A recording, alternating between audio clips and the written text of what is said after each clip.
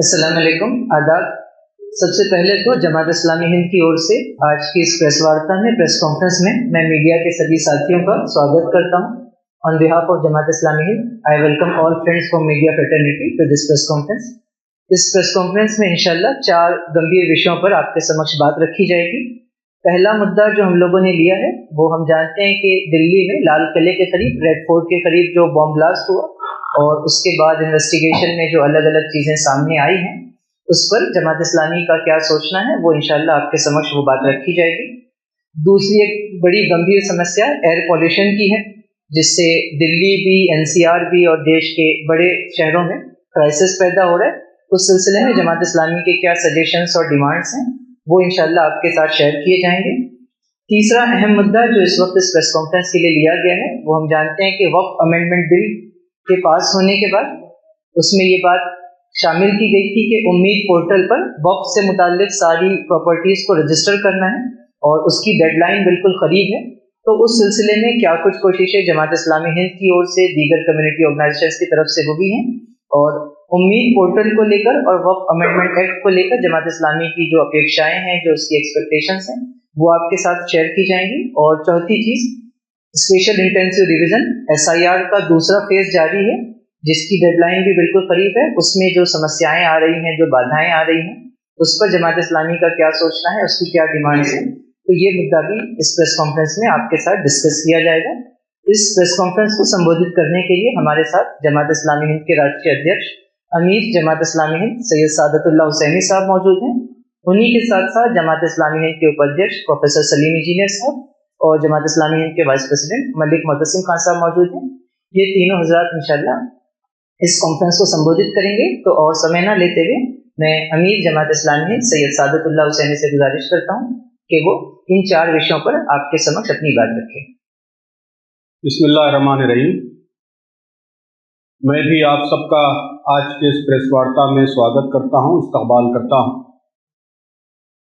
जैसा कि बात आई, 4 आज हमारे सामने मुद्दे हैं। सबसे पहला जो इशू है वो रेड फोर्ट के ब्लास्ट हैं, लाल किले के धमाके हैं। इसमें हमने 4 बातें कही। पहली बात तो हमने इन धमाकों की शदीद मजम्मत की है, कंडेमनेशन किया है। जिस दिन धमाके हुए उसी दिन हमने अपना प्रेस स्टेटमेंट जारी किया था और उसी स्टैंड को दोबारा हम रिएटरेट कर रहे हैं, दोबारा आज दोहरा रहे हैं कि इस तरह के बम धमाके और मासूम शहरियों की उसमें हलाकतें, पब्लिक प्लेसेस पे इस तरह का वायलेंस, ये पूरी इंसानियत के खिलाफ, पूरी ह्यूमैनिटी के खिलाफ जुल्म है। इसको तमाम शहरियों को मिलकर इसको कंडेम करना चाहिए, इसकी मजम्मत करनी चाहिए। जिन लोगों ने भी हरकत की है वो सारी इंसानियत के दुश्मन हैं और जो लोग इसमें मारे गए हैं उनके साथ, उनके अक़रबा के साथ हमने सिंपैथी का, हमदर्दी का इजहार किया है। उनके गम में, दुख में हम बराबर के शरीक हैं। दूसरी बात, हमने इसमें रेडिकलाइजेशन, एक्सट्रीमिज़म और वायलेंस को भी कंडेम किया है, इसलिए कि रेडिकलाइजेशन ये किसी भी मसले का हल नहीं। तो ये हरकत जिसने भी की है, जिस मकसद से भी की है, जिस कॉज का नाम लेकर भी की है, जो भी मोटिव रहा है, तो दुनिया का कोई मोटिव, कोई मकसद इस तरह के वायलेंस को जस्टिफाई नहीं कर सकता। दुनिया का कोई मजहब सुसाइड बम्बिंग की इजाज़त नहीं दे सकता। दुनिया की कोई महज़िब कम्युनिटी इस तरह आम इंसानों के खिलाफ वायलेंस को सही नहीं समझ सकती। तो हमने रेडिकलाइजेशन, एक्सट्रीमिज़म, उसकी तमाम शक्लों की भी शदीद मजम्मत इस प्रेस स्टेटमेंट में की है। तीसरी जो इम्पोर्टेंट बात है वो इस मसले में हमारा जो पूरा सिक्योरिटी इंफ्रास्ट्रक्चर है, इंटेलिजेंस का इंफ्रास्ट्रक्चर है, उसकी कमजोरी भी फिर एक बार बयान करती है। किस तरह दिल्ली जैसे मरकजी शहर पर, लाल किला जैसे टूरिस्ट स्पॉट पर इस तरह के धमाकों का होना, और जैसा कि कहा जा रहा है बड़े पैमाने पे धमाकू अशिया का बरामद होना, फिर नौगाम में पुलिस स्टेशन में धमाके का होना, उसमें 9 इंसानों का जानों का ज़ाय होना, तो ये सब हमारी पूरे जो सिक्योरिटी इंफ्रास्ट्रक्चर है उसकी कमज़ोरी ज़ाहिर करता है। तो इस पर भी सीरियस रिव्यू की और इसको बेहतर बनाने की ज़रूरत हमने अपने इस स्टेटमेंट में उसका इज़हार किया है। और चौथी बड़ी इम्पॉर्टेंट बात यह है कि इस तरह के वाक़े के बाद जिस तरह की स्टेरियोटाइपिंग होती है, जनरलाइजेशन होता है और मासूम शहरियों का जिस तरह टारगेटेड विलिफिकेशन होता है, हरासमेंट होता है, तो ये भी पूरे मुल्क के लिए शदीद तशवीश की बात है। ऐसे वाक़यात के बाद पूरे मुल्क को मुत्तहिद होकर इसका मुकाबला करना चाहिए, दहशतगर्दी का मुकाबला करना चाहिए। लेकिन बदकिस्मती से मीडिया में, सोशल मीडिया में जिस तरह का नैरेटिव परस्यू होता है, उससे और पोलराइजेशन, डिवीजन, कुछ कम्युनिटीज़ पर टारगेटिंग, इस तरह की चीज़ें आम होती हैं जो ज़ाहिर है कि मुल्क के लिए अच्छी अलामत नहीं है।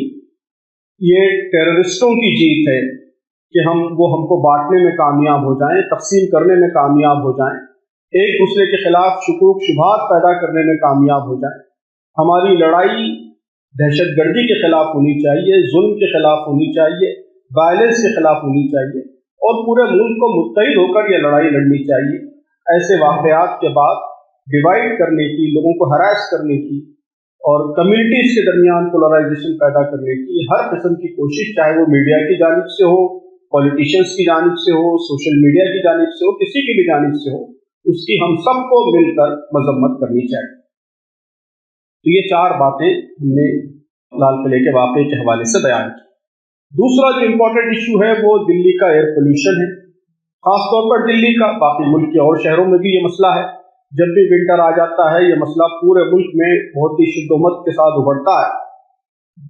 तो हमने इसमें अहम बात ये कही है कि इस मसले को जिस तरह टैकल किया जा रहा है कई सालों से, कि इसको सिर्फ एक एपिसोडिक इश्यू, एक वक्ती मसले के तौर पर देखा जाता है। विंटर आने से पहले अचानक एक पैनिक क्रिएट हो जाता है कि ट्रैफिक कम करो, जनरेटर बंद करो, कंस्ट्रक्शन बंद करो, फलां करो, और फिर जैसे ही ख़त्म हो जाता है फिर ज़िंदगी नॉर्मल हो जाती है। तो हम समझते हैं कि इस तरह आप 100 साल तक भी करते रहेंगे, मसला हल नहीं हो सकता।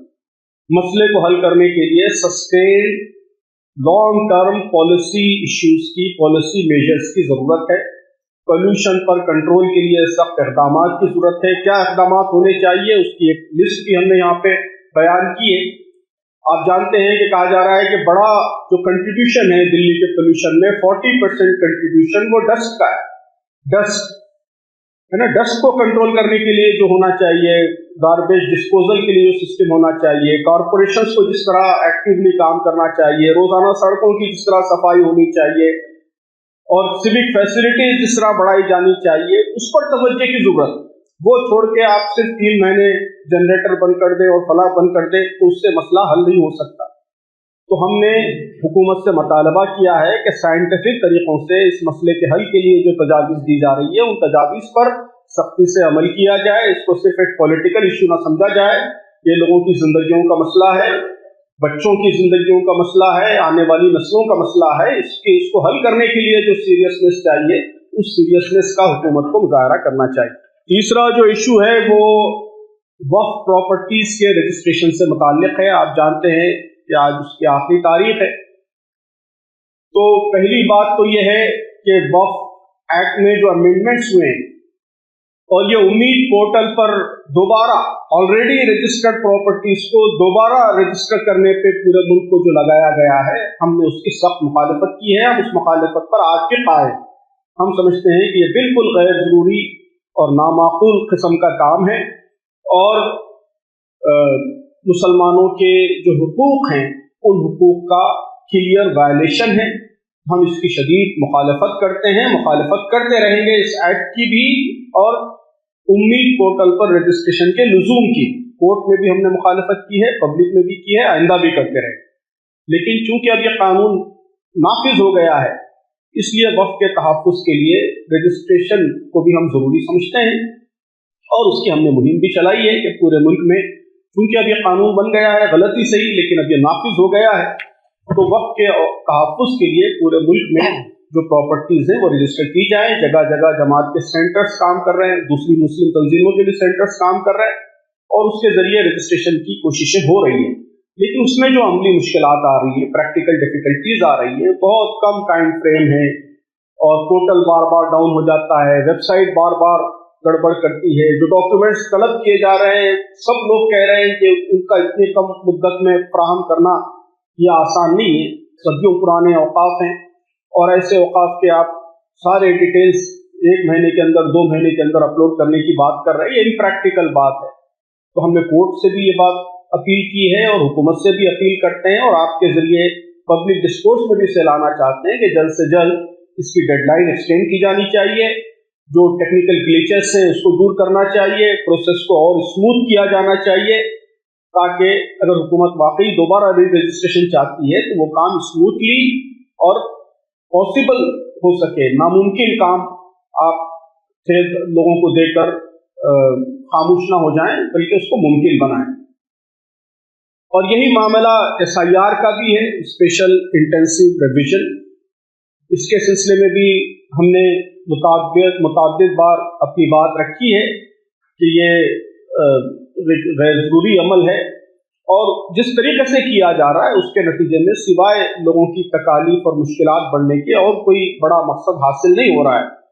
तो SIR के सिलसिले में ख़ास तौर पर BLOs पे जो प्रेशर है, इस वक्त एक हॉट इश्यू है कि उनको बहुत ही इम्प्रैक्टिकल डेडलाइंस दी गई हैं, कम स्टाफ के साथ बहुत बड़ा काम आनन फानन कराना चाहती है गवर्नमेंट, और उसके नतीजे में जो प्रेशर क्रिएट हो रहा है, सुसाइड्स हो रहे हैं, लोगों की अमवात हो रही है और कई रिपोर्टें आ चुकी हैं कि ये लोग तरह तरह के स्ट्रेस से, साइकोलॉजिकल प्रॉब्लम से गुजर रहे हैं। तो हमने पहला डिमांड ये किया है कि BLOs की तादाद बढ़ाइए। अगर आप वाकई SIR कराना चाहते हैं तो BLOs की तादाद बढ़ाइए, स्टाफ बढ़ाइए, उनको फैसिलिटीज़ दीजिए, डेडलाइन एक्सटेंड कीजिए। इतना जल्दी आनन फानन सब जगह कराने का क्या ऐसा इमरजेंसी आ गई? तो मुनासिब, प्रैक्टिकल, माकूल, रैशनल डेडलाइन फराहम कीजिए। और उसके साथ साथ अब जगह जगह से जो शिकायतें आ रही हैं, बिहार में अंदाज़ा ये है कि 1 करोड़ के करीब वोटर्स खारिज हो गए हैं। तो अगर इस तरीके से जो लेजिटिमेट वोटर्स हैं वो इस एक्सरसाइज के नतीजे में वोटर लिस्ट से बाहर हो जाएं तो ये पूरे मुल्क के लिए एक बहुत ही संगीन मसला है। लोगों का जो जायज़ हक है, सिटीजनशिप राइट है, उस राइट को छीन लेने का अमल है। तो प्रॉपर सुपरविजन होना चाहिए, फुल प्रूफ सिस्टम होना चाहिए, कोई भी लेजिटिमेट वोटर अपने वोटिंग राइट से महरूम नहीं होना चाहिए। तो उसके लिए जो नेसेसरी सिस्टम्स दरकार हैं वो सिस्टम्स के साथ ये एक्सरसाइज कंप्लीट हो, ये हमने इस प्रेस रिलीज में मुतालबा किया है। तो इस तरह ये 4 इम्पॉर्टेंट इश्यूज हैं जिस पर अहम बातें आज के साउंड हैंडआउट में बयान कर दी गई है। अब इस पर कोई अहम सवाल है तो उसका इस्तकबाल है।